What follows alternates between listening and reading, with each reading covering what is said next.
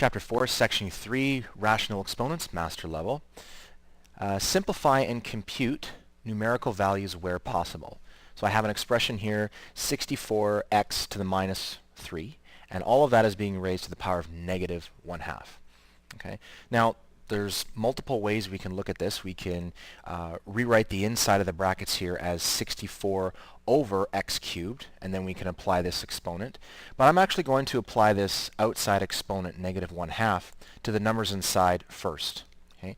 So recall that this is 64 to the power of negative 1/2 times x to the minus 3 to the negative 1/2.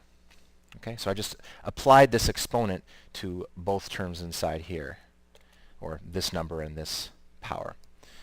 So 64 to the power of negative 1/2 can be written as 1 over 64 to the positive 1/2. Okay, and then here, okay, I have a power, and then that's being raised again, so we get to multiply the exponents.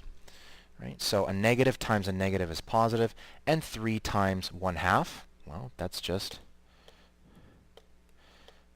3 over 2. Okay. Now, this denominator here, it's actually quite nice. Remember that if an exponent is 1/2, that's special. Okay? That's exactly the same as a square root. Okay?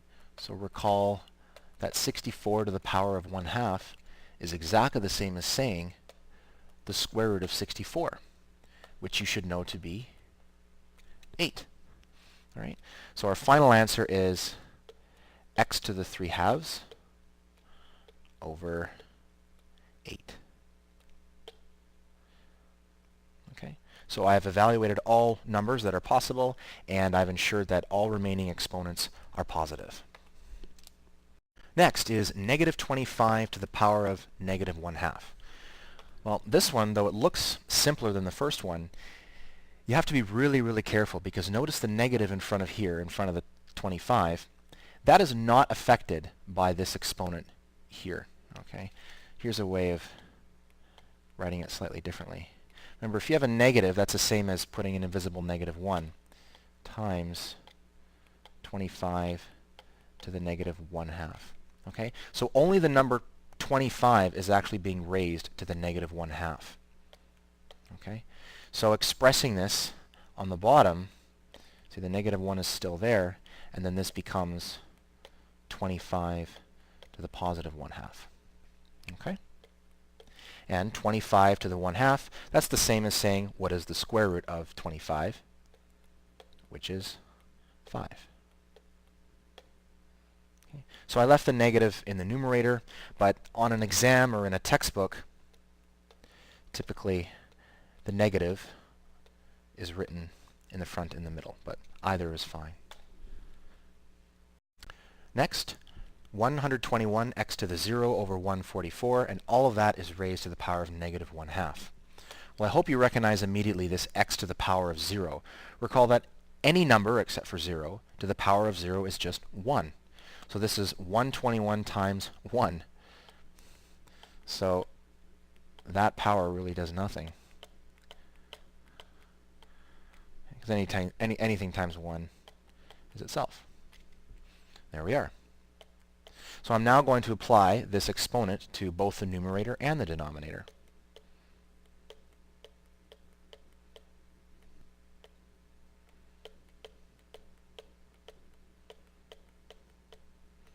Okay, so there are no brackets left, and both of these have negative exponents, so I can have them effectively switch places.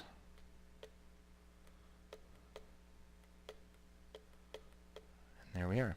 So we're asked to take the square root of 144 and 121. That's simple. It's 12 over 11. Now, there is another way when you have a fraction with a negative exponent on the outside. I could have made this exponent positive and just taken the reciprocal of everything inside here. But I have found that using that method just causes much more confusion, and kids don't know when exponent signs are switching and when they're not, and it's It's been a disaster, so I usually avoid showing that technique, at least to everybody. But there you have it, 12 over 11. All right, now that these examples are starting to get a bit nastier, I can tell by looking at them. All right, I have some gross stuff in a set of brackets, and everything is being raised to the power of negative 3/2. Again, there's multiple ways of approaching an expression like this. So what I'm going to do is I'm going to work inside the brackets this time, and I'm going to reduce everything possible, and I'm going to reposition all powers so that the exponents are positive. Okay. You may wish to choose to deal with this outside exponent first, and that's fine. In fact, I encourage you to try different methods. So 9 over 4, that's not reducible. The y to the 4, that has to stay, but this x to the negative 2 at the bottom, that can go. So this becomes 9x to the positive 2, y to the 4, all divided by 4. That's the only thing that's left. All right, so now I'm going to apply this exponent here to the numerator and the denominator. So that becomes 9x squared y to the 4th to the negative 3/2 over 4 to the negative 3/2. Okay. Now I can apply this exponent now to each item in here individually, the 9, the x squared, and the y, but that's going to make everything negative. So what I'm going to do is I'm just going to switch the position of this giant term here with the 4, and then both of these negative 3/2 are going to become positive. This is what I mean. So the 4 to the negative 3/2 goes up top, becomes 4 to the positive 3 over 2, and then this whole thing can be repositioned in the denominator. But now this becomes positive 3 over 2. All right, so at least I have no more negative exponents to deal with. Thank goodness. I'm going to move over here to the left. I think space is going to get a little tight. Let's see. I'm going to leave this 4 to the 3/2 for now. I'll deal with that in a minute. But this 3/2 here I'm going to apply to everything inside here. So this becomes 9 to the 3/2. This becomes x squared, but that's to the 3/2. Make that a bit longer. Times y to the 4th to the 3/2. Okay.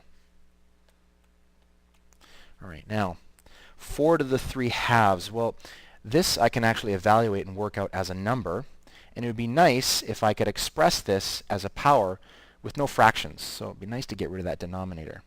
Well, it turns out that 4 can be written as 2 squared. Okay. And 9 to the 3/2, well, 9 is 3 squared. There we go. Okay, so x squared to the power of 3 over 2, I get to multiply these exponents. So the 2's just cancel. So I get x cubed. That's nice. And y to the 4 to the power of 3/2, again, I just get to multiply these exponents. So 4 times 3 over 2 is 12 over 2, which reduces to 6. Okay, so we're almost done. Right. Here I can multiply these exponents. Okay, so 2 times 3 over 2, the 2's cancel, and I'm left with 2 cubed over. And 3 to the 2 to the power of 3 over 2, again, these 2's are going to cancel, so I get 3 to the 3 times x cubed, y to the 6th. Ugh, almost done. So I'm just going to evaluate these numbers. This gives me 8 over 27 x cubed, y to the 6th. Whoa. All right, next example, I don't think is going to be as painful as the previous one, we hope. So I have p times 100p squared to the power of negative 1/2. Okay, this negative 1/2 is only affecting what's inside the brackets here, so it has no effect on this p right here. And so I have a choice. I can apply this negative exponent to each item in here and then work from there. Or I can take this entire piece here, with the exception of that p, and express it in the denominator, hence making this positive. But yeah, I'll do that, because everything in here is positive anyway. So this becomes p all divided by, okay, so it's this one that changes sign.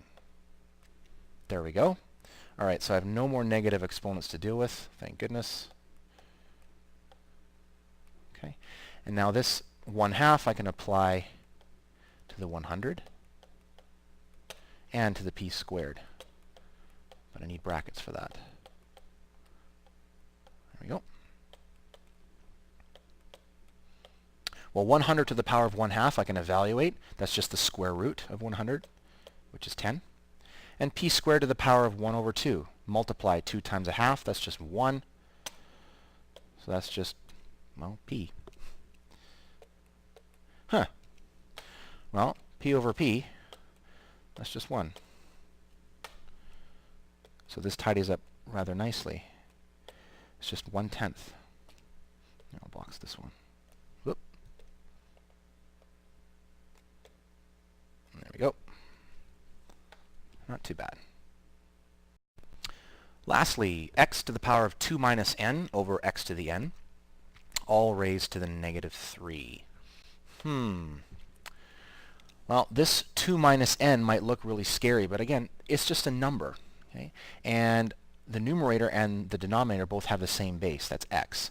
So remember, when you're dividing powers and the bases are the same, you just get to subtract the exponents. Okay?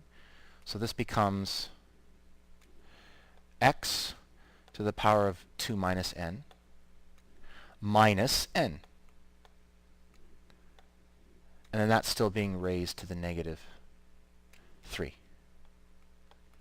Okay. All right. I don't need square brackets anymore. I'll make them round. So 2 minus n minus n. Well, n minus n, sorry, negative n minus n is just negative 2n.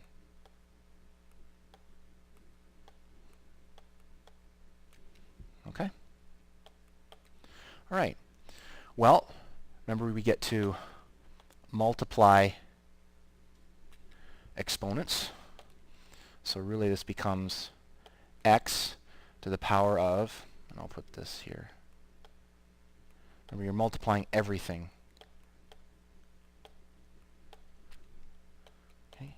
And I hope you remember the rainbow rule or distributive law. This becomes x to the power of negative 6 plus 6n. Okay? That's okay. I can reverse the order of these if I want, just so I'm not starting with a negative, but it doesn't really matter. I could write this as positive 6n minus 6. That would work too. Right? But that's the best we can do.